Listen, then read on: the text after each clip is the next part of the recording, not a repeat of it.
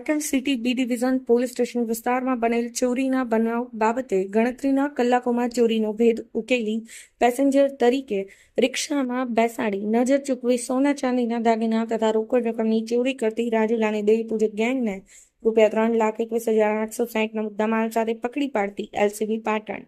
श्री चिराग कोरडिया साहेब police महानिरीक्षक सरहदी range भूज तथा श्री वीके नाई साहेब पुलिस अधीक्षक पाटण नाओए पाटण जिला में मिलकत संबंधी गुनाओं बनता अटकाववा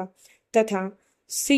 शोधी काढवा सारू सूचना करेल होय जे सूचना ने आधारे Shri R G Unagar police inspector LCB Patan नाओना सीधा मार्गदर्शन हेठळ एलसीबी पोलीस स्टाफना माणसो पाटण जिल्लामां તેમજ અન્ય જિલ્લાના ઇસમો કે જેઓ મિલકત સંબંધી ગુનાઓ આચરવાની ટેવવાળા હોય તેવા ઇસમો ઉપર હ્યુમન સોર્સ તેમજ ટેકનિકલ સર્વેલન્સ દ્વારા વોચ રાખી કામગીરીમાં હતા. દરમિયાન ખાનગી રાહે બાતમી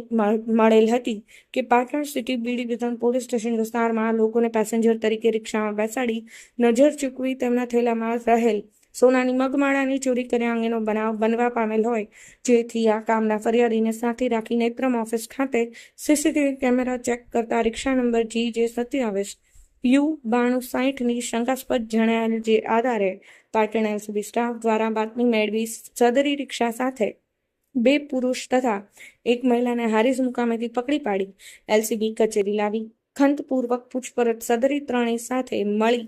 નાયતા ગામ પાસેથી એક દંપતીને પોતાની રિક્ષામાં પેસેન્જર તરીકે રિક્ષામાં બેસાડી તેમની નજર ચૂકવી તેમના થેલામાં રહેલ સોનાની મગમાળાની ચોરી કરેલાની કબૂલાત કરતા હોય, જે ચોરીમાં ગયેલ મુદ્દામાલ તથા ગુનાના કામે વપરાયેલ વાહન મળી નીચેની વિગતોનું કુલ ₹3,21,800ના મુદ્દામાલ કબજે કરી વણશોધાયેલ ચોરીનો ગુનો શોધી કાઢી આરોપીઓને BNSS કલમ 35(1) મુજબ અટક કરી મુદ્દામાલ BNSS કલમ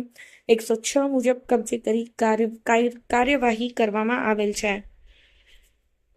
બ્યુરો રિપોર્ટ પાટણ ન્યૂઝ 24.